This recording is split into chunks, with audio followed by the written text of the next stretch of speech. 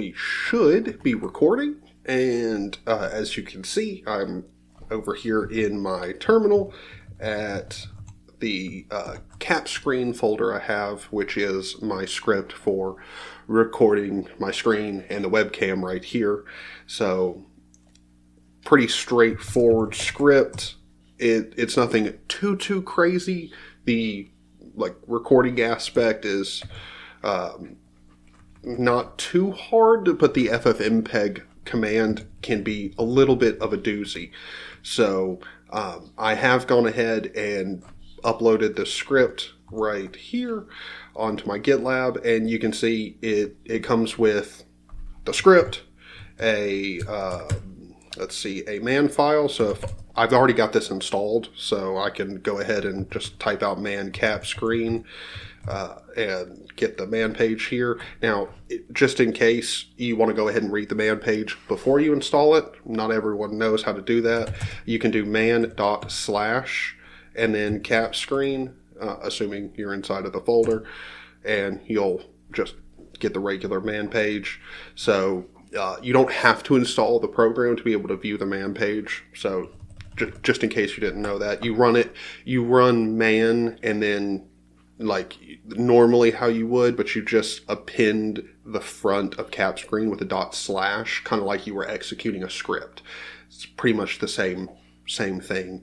And then we also have our make file. If I can type. And the make file is very simple. It literally just goes through here. It installs the script, makes sure it's executable, and then installs the man page. And just for anybody who knows, this script assumes you're running OpenBSD. So if you want to modify it to work on Linux, pretty much all you're going to have to do is change the SNDIO lines in the ffmpeg command to be like pulse. So you're recording the audio through pulse instead of SNDIO. So it's going to require very little modification there. And then the make file, you're going to want to remove the updating man database lines for Linux. You don't need to do this, as far as I know, on Linux, and it will throw errors if you do. If you do keep this line in there in the install, and it's also down here in the uninstall section right here. So you'll need to remove those 6 lines from the, or actually down here it's 6 lines, because right here we're removing it and then updating the database again. So you'll need to remove. Yeah, no, it's still 6 lines because you want to remove. Yeah, you just. Whatever. I had it right the first time. Just remove the make what is line. That's really it. You can leave the echoes if you want. It doesn't really matter. But I just know from sending this or similar scripts over to other people on Linux, that is something that will cause an issue. But you just download it and then run a do as make install, and I can give it my password, and bam. It's installing it. The make what is, like the updating the man database, takes a second, but then you're done. Then you could run just man capscreen. You've got it. So yeah, it's a fairly straightforward little script. I'm not going to dive deep into the inner workings of it, because it is pretty self-explanatory. I think the man page does a great job of explaining the program, and also, I mean, you can literally open up the script if you don't even want to read the man page and take a look at it. It's pretty straightforward. You've got some default variables that if you don't want to run it with flags and change these, you're going to want something different all the time, you can go ahead and change the default values here and then reinstall it.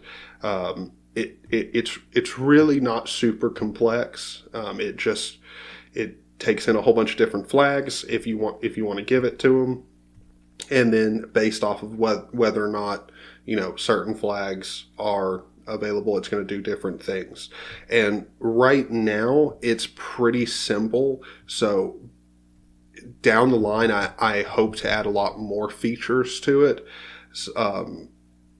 For example, being able to change where the overlay is going to be placed, like whether it's going to be the top right, bottom right, bottom left, whatever. Eventually, I plan on having simple ways of changing that. Help might even add a config file for it. Who knows? I think also one of the things that I need to do to this is make it to where like you have a config file for like your output location, stuff like that, instead of doing that through flags for pretty much everything. At least have a config file. But I don't know. I've done config files for a lot of the scripts or programs, however you want to call them, that I've written. So I don't really know that I should do it, but I don't know. It's one of those things. Let me know your opinion. And yeah, I think that's pretty much it. If you are using OpenBSD and enjoy the script, it's helped you out, or you just like it, let me know. And yeah, thank you boys for watching. I'll see you in the next one. Bye.